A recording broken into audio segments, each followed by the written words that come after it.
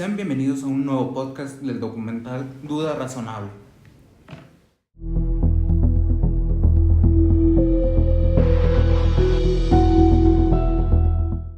Hoy les vamos a hablar de un tema que sigue causando preguntas. La historia comienza una noche cualquiera en Tabasco. 3 jóvenes regresaban a su casa. Su vida cambia por completo. Hoy, en Duda Razonable, explicamos un caso que revela fallas en el sistema penal mexicano. Pero cuéntanos, Anaí, ¿qué opinas acerca de la detención al inicio del caso? Buenas tardes, Alexis. Mi nombre es Anaid. Contestando a tu pregunta, yo lo voy a relacionar con la ética deontológica. Como primer punto, les voy a explicar qué es la ética deontológica.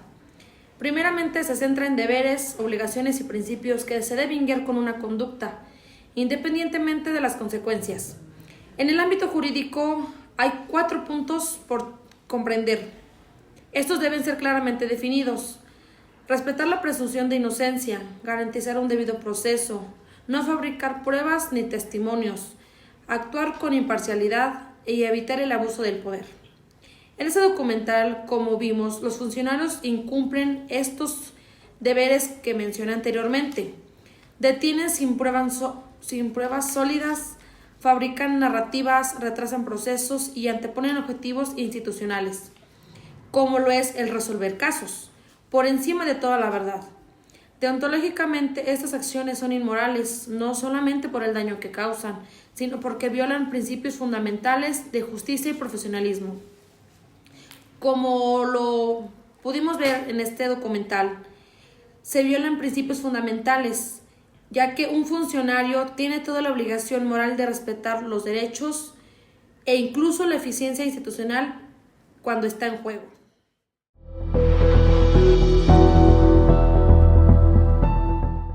Platícanos, Jimena, ¿cómo crees que influye la autoridad el día de los hechos y cómo se llevó a cabo? Hola, buenas tardes, mi nombre es Claudia.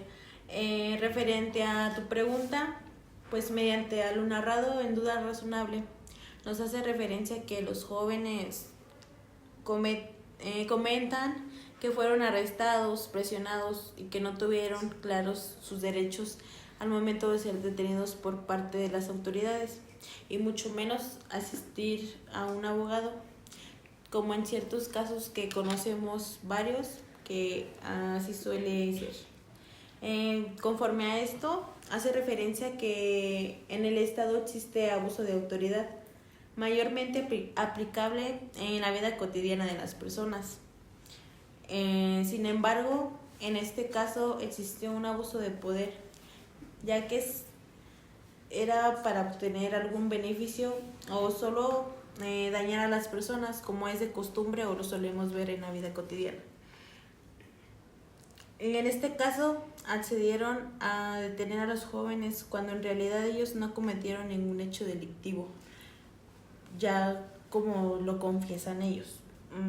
Y referente a todo lo ocurrido, podemos observar o darnos cuenta que el Estado tiene un alto porcentaje en daños a las personas, pérdida de confianza, injusticia y desigualdad, y es por esto que mucha población prefiere hacer justicia por mano propia.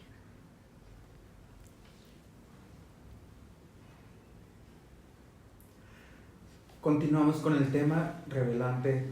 Cuéntanos, Erika, ¿consideras que la Fiscalía tenía argumentos sólidos para la detención de los imputados?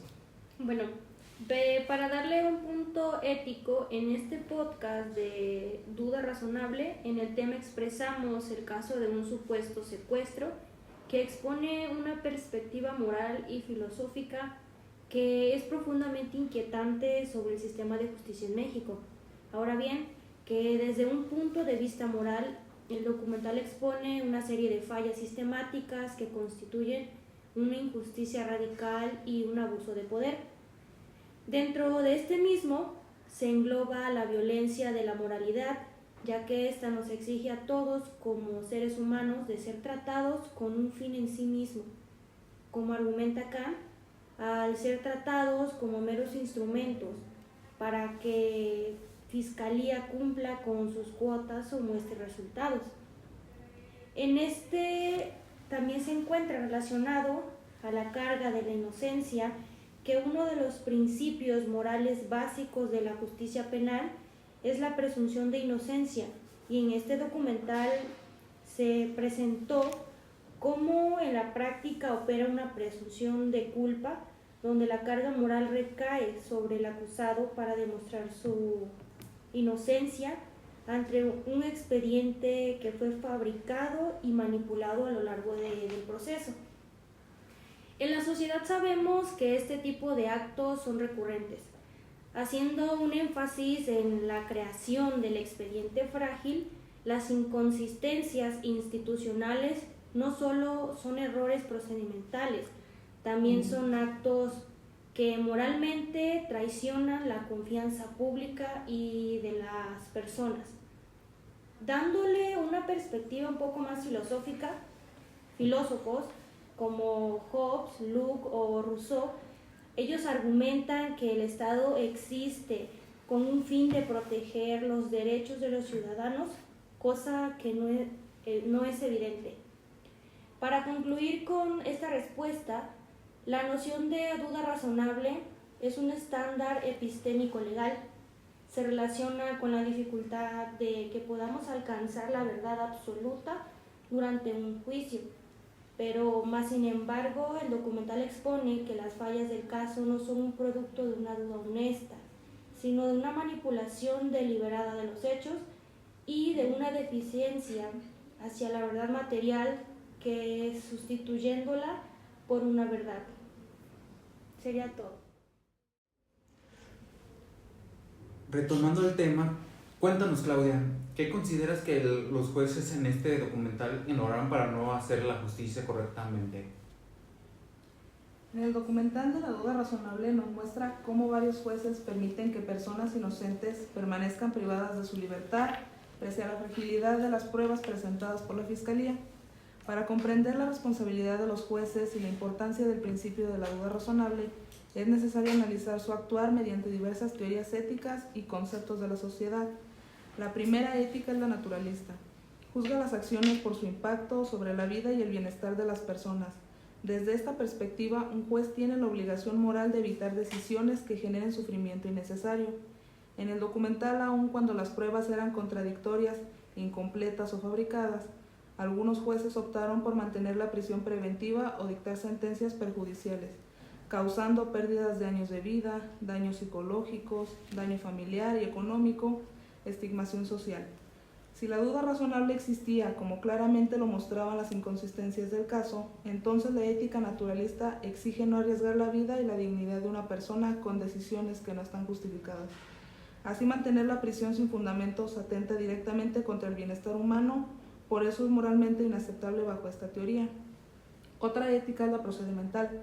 Sostiene que un juicio es moralmente válido solo si el procedimiento es justo. Esto implica que el juez debe garantizar pruebas obtenidas legalmente, defensa adecuada, investigación objetiva, cadena de custodia clara y una argumentación racional.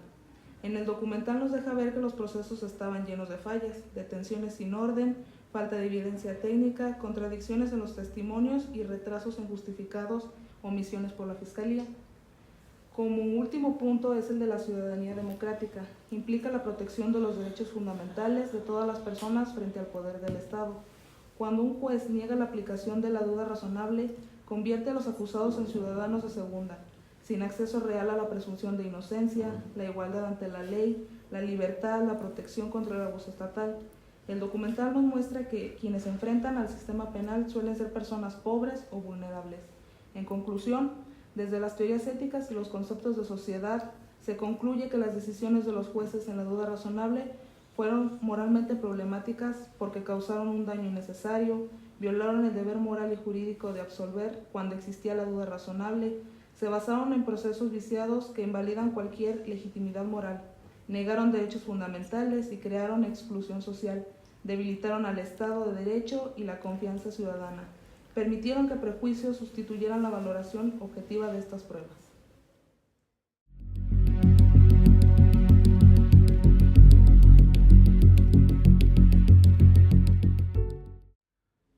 pasar a la parte final de este maravilloso tema en debate, el día de hoy la última pregunta es para Abigail. Cuéntanos, ¿cómo crees que se involucró la falta de económica en los jóvenes? ¿Qué tal? Buenas tardes. En relación con la pregunta, considero que los jóvenes, la pobreza y la criminalización es un tema complejo que ha sido abordado desde diversas perspectivas filosóficas. La pobreza no es un delito en sí mismo, pero en muchos casos las personas pobres son criminalizadas por su situación económica. La pobreza a menudo se asocia con la delincuencia y las políticas públicas a menudo se enfocan en castigar a los pobres, en lugar de abordar las causas de la pobreza. Esto significa que la pobreza, a su forma, es una exclusión social que impide a las personas acceder a recursos y oportunidades. El documental también evidencia un fenómeno de moralización donde las autoridades juzgan a las personas no por las pruebas, sino por sus categorías morales o perjuicios sociales. Si es pobre, puede ser delincuente. Si vive en cierto barrio, es sospechoso. Si no tiene recursos, no tiene credibilidad. En estas distintas narrativas, la investigación real se convierte al sistema penal en un instrumento de discriminación moral. Esto implica que las personas sin antecedentes, sin evidencias en su contra, pueden ser tratados como criminales. La moralización revela que la pobreza no es solo legal, sino cultural. La justicia por estereotipos y clasismo. La criminalización de la pobreza se basa en la idea de que los pobres son etiquetados como delincuentes y tratados como tales. En su forma de exclusión social, impide que las personas accedan a recursos u oportunidades. En un concepto fundamental de la justicia penal se basa en que la idea del acusado no debe de ser condenado si existe una duda sobre su culpabilidad. En resumen de todo este tema, la criminalización de la pobreza es un tema complejo que requiere un análisis filosófico profundo, ya que en el documental de Duda Razonable es un tema que aborda que la justicia penal se basa en la idea de que el acusado debe ser condenado si existe una duda de culpabilidad. La filosofía de la justicia se enfoca en entender cómo se puede lograr la justicia para los pobres y los marginados.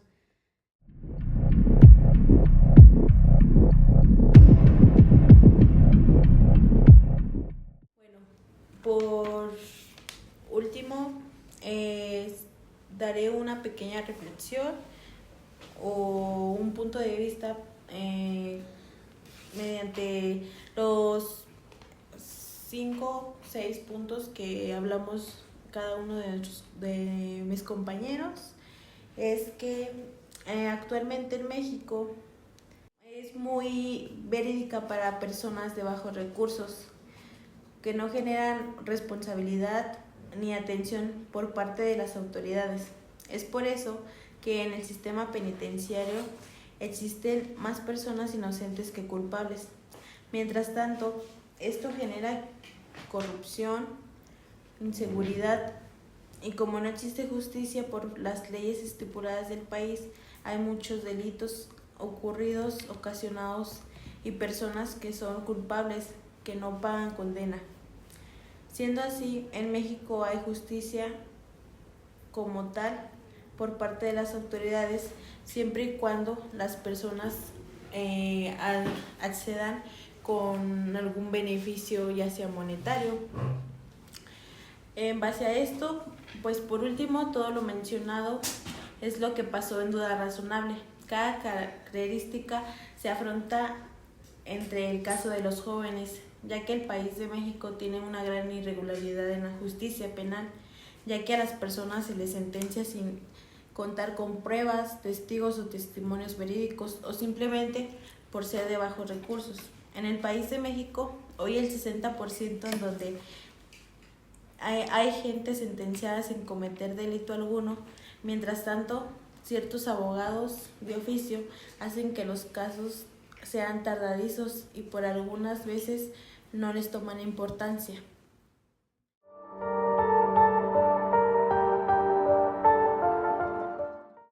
Llegamos a esta recta final, pero no me quisiera despedir sin antes agradecer a esta audiencia que se quedó hasta el último minuto, y también quisiera agradecer a las contribuyentes que son Anaí, Erika, Jimena, Claudia y Abigail, y su servidor Alexis.